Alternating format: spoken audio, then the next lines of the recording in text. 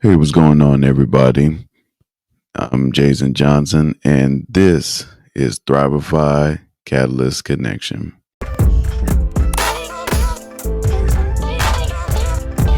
Is Thrivify Catalyst Connection. Today, we're going to be talking about something that seemed to have been a very harsh reality during the 90s, but then it tapered off pretty much in the early 2000s. But in the last 2 years, it seemed to spike really badly.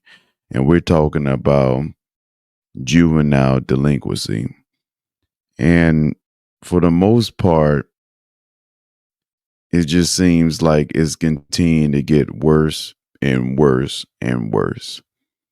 Matter of fact, headlines seems to be happening all too often where we're hearing very young teenagers doing heinous things, such like a 16-year-old in custody for Bush Park shooting that killed South Park Salem student, right? Savannah, a male juvenile, has been arrested in connection with a shooting that happened in the 1600 block of Danilo Street. And then Lawrence police says an argument happened between high school age students that ended with a juvenile male being shot behind a Marion County elementary school. So again, we are hearing these things happen way too often, right? So again, juvenile delinquency is just basically young teenagers, young kids under the age of 18 that do things that are considered illegal or antisocial. The things that happens with them, it makes it seem so unreal, right? To where we're asking, Where's my dad? I'm all alone. where are the responsible adults in their life? So, in considering that, um, when it talks about the different things that our young generation comes to do, vandalism, theft, drug offenses, fighting, truancy, which is basically students skipping school without the knowledge or permission of the parents and, of course, the teachers. And unfortunately, homicides, just like the ones that I basically stated to you earlier, are becoming more of a trend. But when you think about these overall offenses, either they're ranging from minor infractions to serious crimes, what are some of the consequences that come from them? Well, vandalism, it can vary, right? You can either get a fine, and it could be like a couple of $100, or it could be a couple of $1,000. But the issue is that when the young teenager do these things, it falls back on the parents to be able to almost resolve the situations that they get in. And it's really unfortunate, especially if the parent is not really understanding what the child, young teenager, may happen to do behind their backs, or it might not even be behind their backs or just in front of them. And so, in knowing these things, We've also seen them having to go to the juvenile detention centers, right? And so these juvenile detention centers seemingly they are getting over flooded by the amount of young teenagers that are continuously coming in every day. They really ran out of room. So we're dealing with truancy, students, skipping school or just entirely just not focusing on it. It has become a trend, right? So you see other kids doing it, you figure that I'm gonna get involved, I'm gonna be cool, I'm gonna go ahead skip school. But the issue with that is that you can either get held, behind a grade or a couple of grades, eventually get suspended, get kicked out of school, or you drop out of school willingly. But understand this, like us who have seen how important it is just to have a high school diploma. On these applications, they are asking you right off the back, did you graduate high school? Right? And then the next thing that they ask you, okay, so where did you graduate high school? And of course, as of, I would say probably in the last 10 years, 10 to 12 years, they've also included, you know, do you have your GED? So in case they making sure that they are not biased for the individuals who, again, who's dropped out of high school, didn't complete all of high school, or the older ones, in a sense, who wasn't able to complete all the way up to the 12th grade. But in a sense, when when our young generation just obliterates high school by skipping, they are making their lives that much harder because of just understanding, or in a sense not understanding what they have to go through in order to just get a job to create a decent living for themselves, and not talking to the fact if they create another life, more children, now they not really understanding the consequence of just not being able to provide for now their family. And unfortunately, homicides with young teenagers, even kids, has become really a theme, especially in the last few years. We've seen too many school shootings. Wherever the demographic may be, is still way too many school shootings. And it seems like when they're targeting,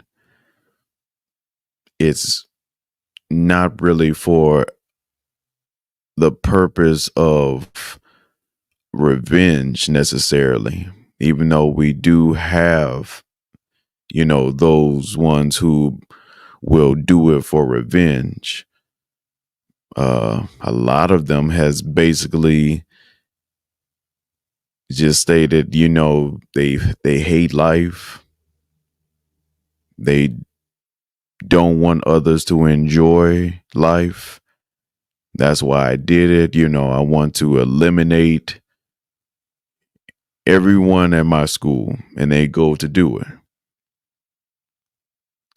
But the issue is that they have been displaying emotional trauma since they were in elementary school. And at times, parents, adults, in seeing them display these things, they really automatically push it into the category, oh, you know what? They're just being kids.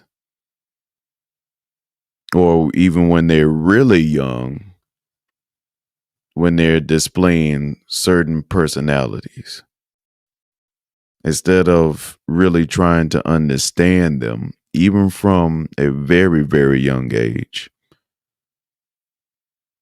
Seeing a lot of parents just push them away or tell them to go sit down, or to essentially control themselves. But we know at that young age, they're displaying their personalities. And it's important to pay attention to those personalities before they get to a state to where they get set.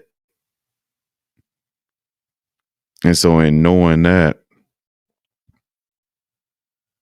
the factors that really come into play when the juveniles really do like these really heinous crimes, it could have been prevented, right? Because they had been displaying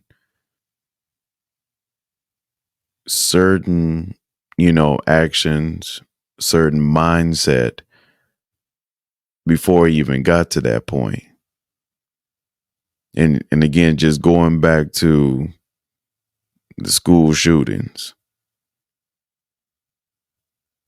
they've said things to their guardians, their parents, to adults, to where it should have set a red flag. But unfortunately, again, parents, adults, guardians, they shoved it off as them just being young people, young kids. And unfortunately, thinking that they will grow out of it.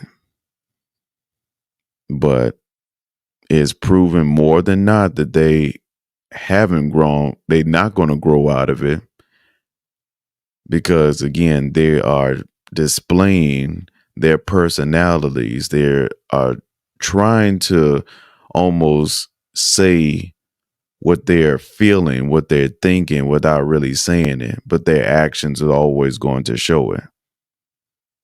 We've watched too many times when, the young teenagers seeming like they're 15, 16 years old, throw their life away by committing these heinous crimes, the heinous homicides, too many times.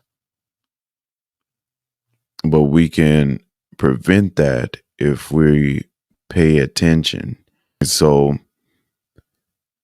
why do young people, the teenagers, do these things? Why do they get themselves involved in these things?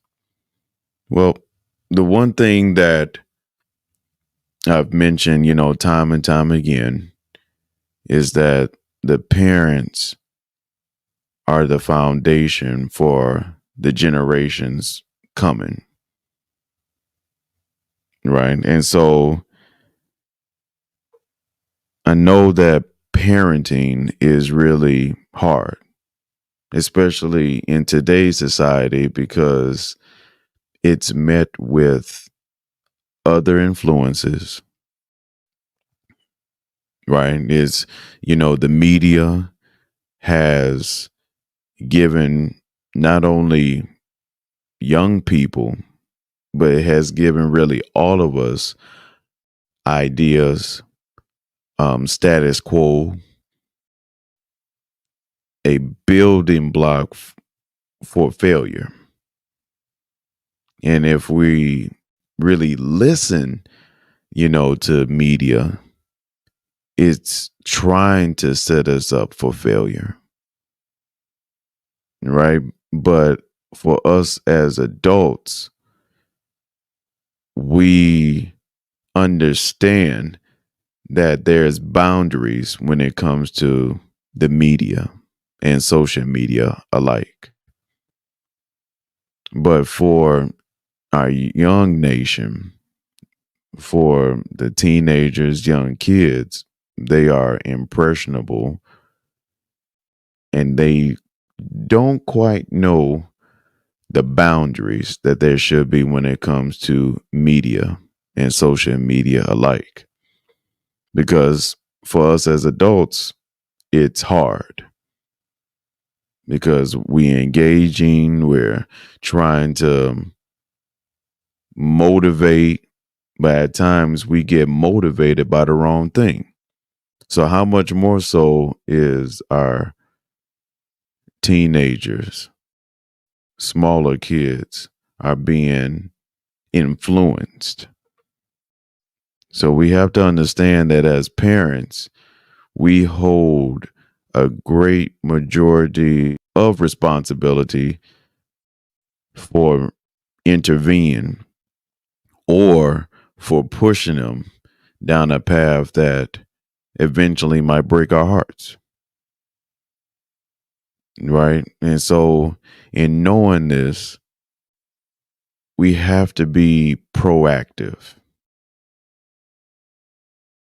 Being proactive as a parent, meaning that when you do see, our kid doing something or they might say something, instead of pushing them off or just labeling it as, oh, they just being a kid or, they're just being a young person, just let them have their fun. Pay attention. Pay attention to how they saying it. Now, of course, being overbearing is one thing, but paying attention is another. You can pay attention to your child and how they are responding to various things. You can pay attention to how they are action wise doing things because it's giving you a preview of what potentially could come. Now, of course, if you're doing your due diligence and you are making sure that the right things are in front of them, you're providing for them in a way that they can uh, just be young people enjoying themselves, but again, maturing towards adulthood, different, right? But if the growing trend that we see today is parents really being absent. Either the dad is not present or the moms, again, they're not present. So if you have one and the other missing, or if you have both involved, but it seems like they are just not proactive in trying to help their child to develop into mature teenagers and then mature adults. Young people nowadays are really fending for themselves. They are trying to mature on their own. And that's really hard because all of us needed assistance. All of us really needed to be led towards maturity so we can be good, functioning, thinking, accountable adults.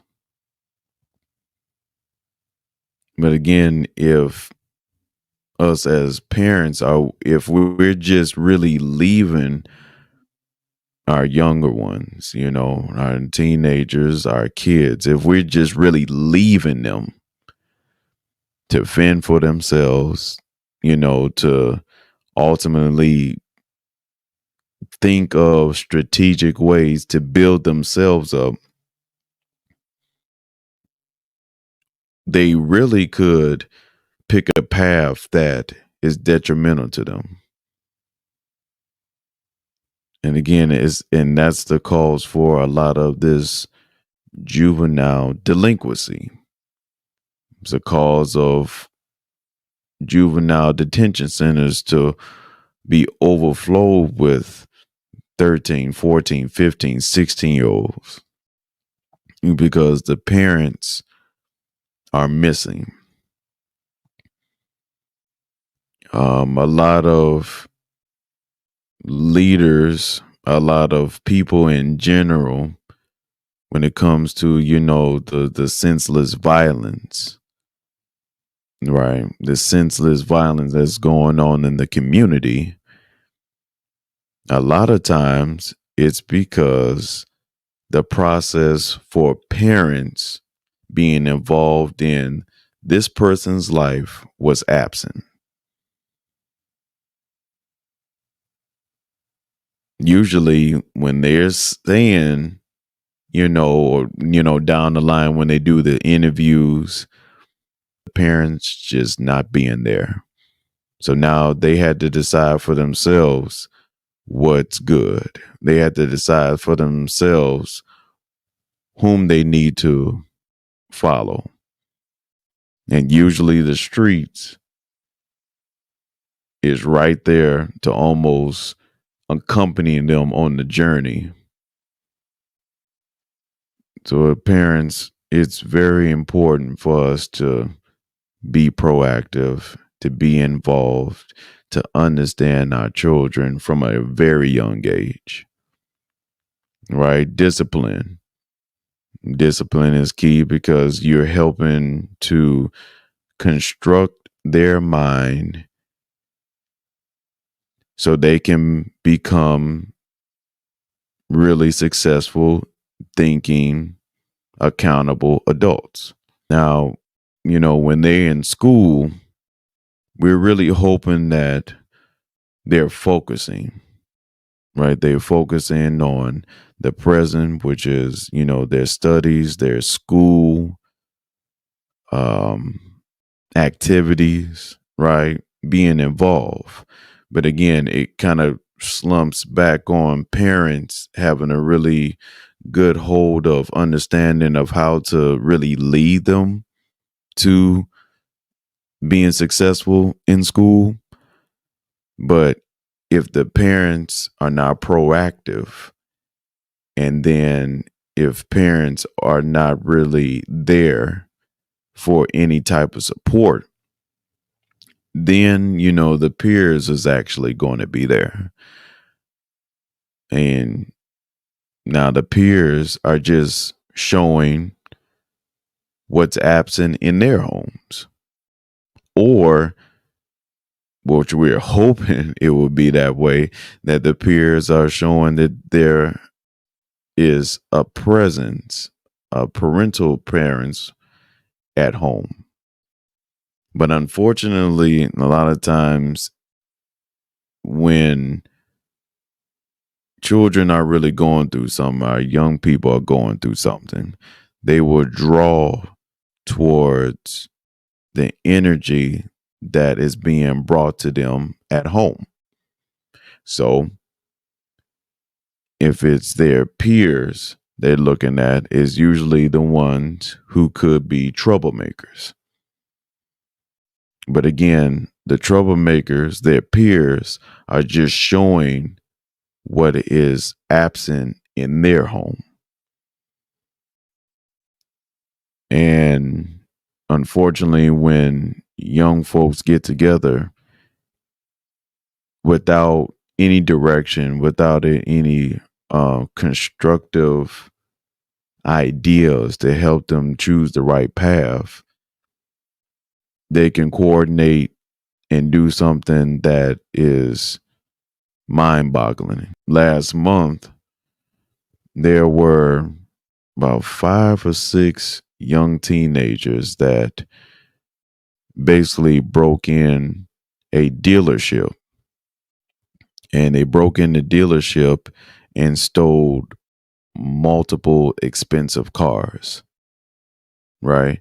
So you think that you're like, man, y'all was able to coordinate, be smart enough to coordinate an entry into a facility that was protected, right? Somehow they got into this place, this dealership that's supposed to be protected by expensive security sets. They was smart enough to get into that. They were smart enough to be able to know that the keys were in there some reason. And then they was intelligent enough to find out that, okay, we need to go out this security gate door in order for us to escape. But again, they did not stop and think, should I do this? Should this be done? What are the consequences if I do it? Right. But again, peers will influence each other for the best or the worst. And in a lot of the juvenile cases, it's always, unfortunately, for the worse.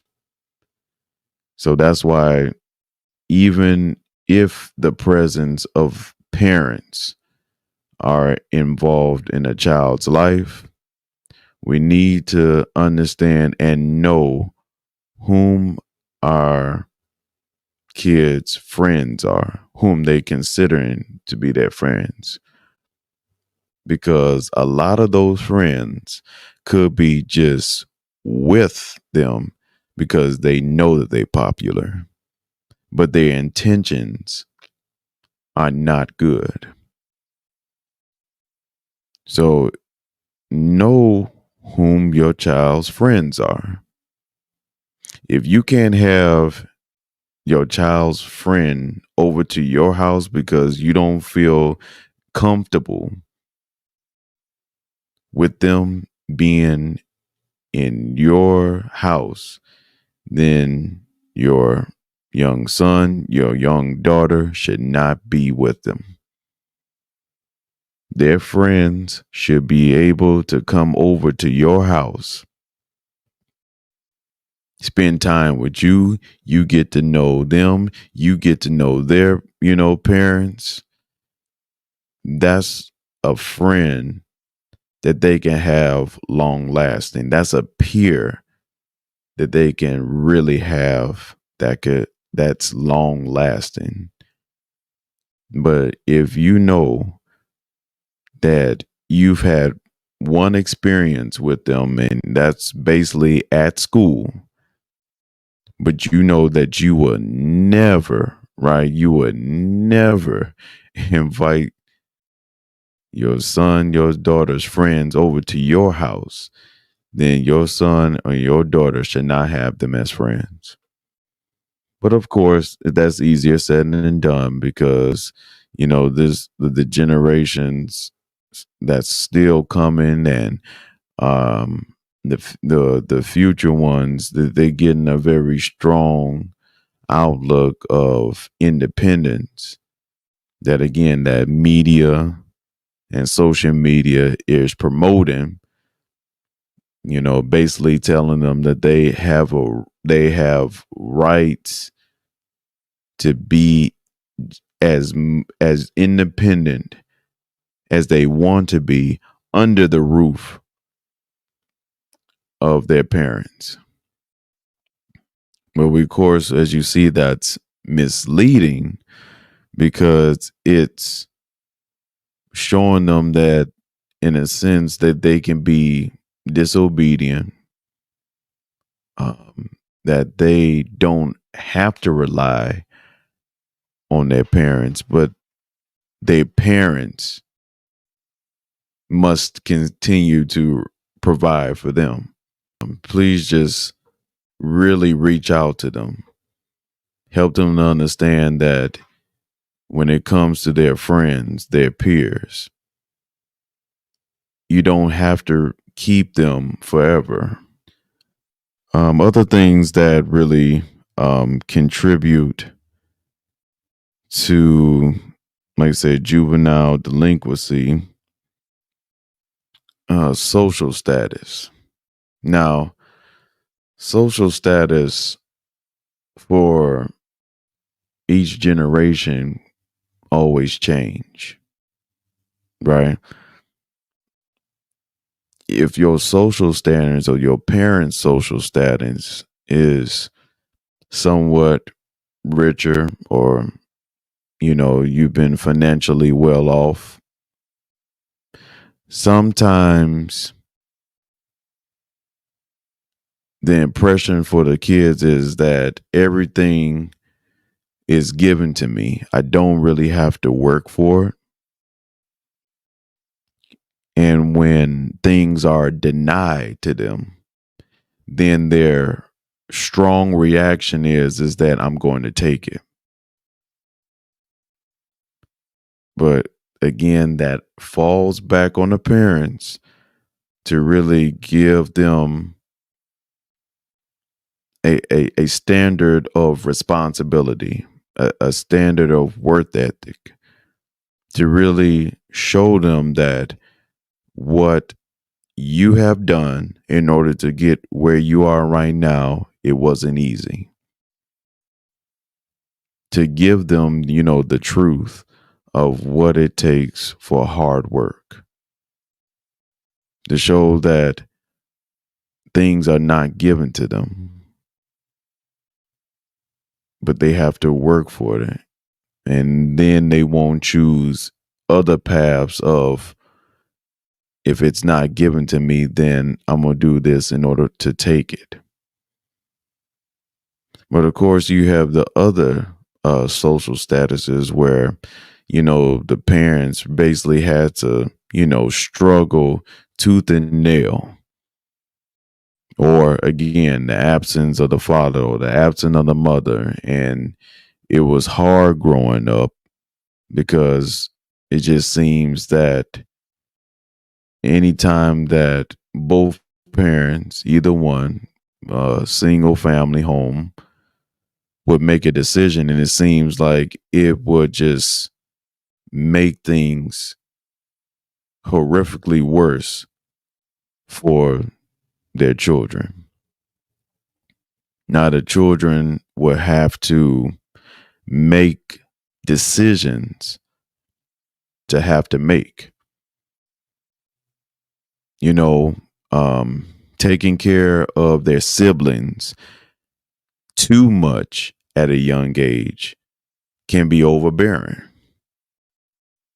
right? Because again, you're not giving your children, your young ones, enough time just to be a kid, enough time just to have fun, to be able to enjoy their childhood. Like they basically had to become parent to their siblings. Right now, as being, as you would say, like the oldest one of your family, that of the children, there are some responsibilities that you may have to take, but it should not be as if you're the parent, right? But as parents, if you're struggling, the best thing that you could do for your children is to make sure that they still have the things that they need, but never putting the responsibility and choices of an adult in their hands. When you do that, you're forcing their minds to come up with solutions that they may not be ready for. Excuse me. Right. And then comes the regret later. and it is usually displayed as, you know, disrespect is usually displayed as not having respect for authority, because the authority figure, the parent, didn't give them what they needed. So why should I look at these other authority figures to give me what I need? So it's important that in either case, whether you was well off, you had everything at your disposal, to teach them responsibility, accountability in order for them to mature. And if you, as parents, had to struggle, right? Struggling to provide the necessary things, do not have them to make adult decisions in your behalf in order to make it easier for you. The parent is the sole responsibility of you to make sure that at least the things necessary for them is taken care of. We've had examples of different celebrities whom, when they stated the older generations, the adults would teach, it's like the teaching would come through pain. Or we've put ourselves in situations to where it's caused heartache, or it may have caused, very much a delay in our happiness, and probably destroyed opportunities that we regret. But the way that we teach pain might dictate how it's replicated in our children. If we're just teaching them about the pain that we went through. Now, again, teaching, our children the truth about life, we always must do that. But exposing them to pain too soon, and then teaching them through pain, might essentially have them to replicate the pain that you're trying to help them avoid.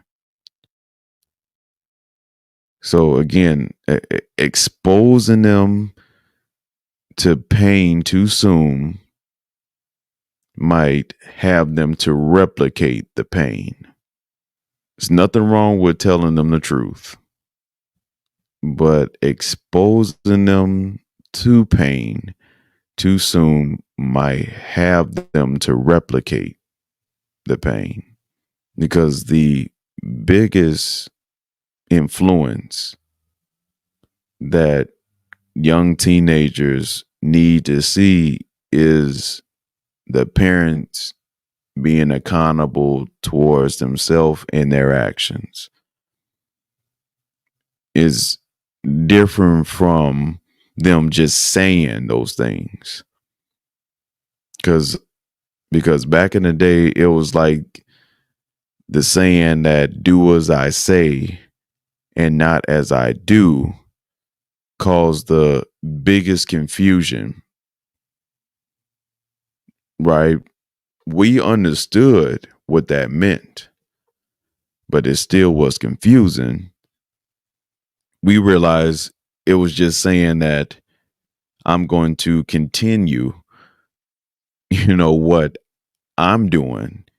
You just make sure you're doing what you're supposed to be doing.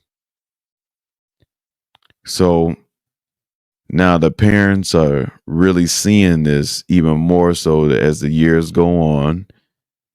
And they've rectified it by, again, just being proactive, being involved in a child's life, and understanding them from a young age. There's this program. It's called ISS, and that symbolizes intensive supervision services. Now, this provides daily contact with young people, both in their homes and within the school setting. If, as a parent, you are seeing, maybe your child is just really not responding to the discipline that you're implementing, well, go get professional help. Programs that understand that in today's economy, it's very, very, very hard to not only make sure that they have what they need, but to also make sure they have what they want. Like the bills continue to stack. Then you have to invest the proper money and time into your child. Just don't give up on them. There's plenty of programs to help your child succeed. Of course, making sure that your discipline, if it needs help, then how about going to parent teaching classes without being overbearing or they feeling like you're judgmental, right? There's classes for that. There's classes actually to help you for the betterment of your children's success. What is too much for the success of your child? What is too much? And we already know in our hearts there's nothing too much. But sometimes when met with that decision, we hesitate. But please just don't hesitate and give up because of just the first thing that we see of like, oh man, this program is just way too expensive. Okay, well, go ahead, find a more reasonable alternative. Sources, actual child school about resources. The school counselor is supposed to be responsible for supplying parents with adequate information for the betterment and success of their future. And as young teenagers, if you're seeing this, if you feel like you have really nowhere to go, just ask for help. Go and ask for help. It's very important that we address juvenile delinquency. If we see, other parents struggling, can we just get back to helping other parents just with maybe ideas, right? Just helping them with ideas of how they can get their children involved in different activities to keep their mind occupied. I know that the apprehension is that parents nowadays are really sensitive when they come to their children, right? Real sensitive to the point that even approaching them about and trying to really divulge a conversation about their children, it is going to be a situation, it's going to be a problem. But if we can realize what the true intent for somebody is and not to get so offensive when it comes to suggestions for your children, I think that would And that would do a great benefit for the community. Community is literally made up of families. Your family makes up your community. So if you just turn around and pay attention to your young ones, young teenagers, your family, your children, of the destructive violence that we see in today's world, it will simmer down to just a few who's stubborn. Emphasize the need for comprehensive strategies to prevent and to also rehabilitate young people. When they know that they are loved, then they will put proper effort into actually changing the course that they are on. So please, parents, let's just help each other out. Peers, be the right influence to your friends. There's a lot of kids out here who wants to feel love. They want to feel that somebody is paying attention to them, that they're being noticed.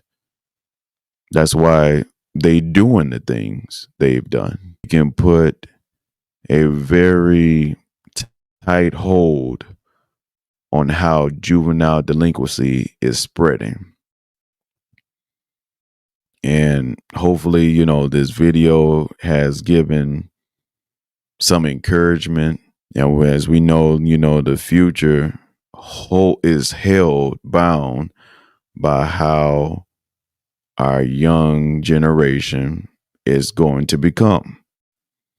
And with it, show our children, show our young teenagers that we love them. Give them hugs. Be interested in what they're saying. Pay attention to how they are speaking and how they grasp towards certain things. So family, like I said, much love. Continue to stay strong. Stay loved. This is Thrivify Catalyst Connection.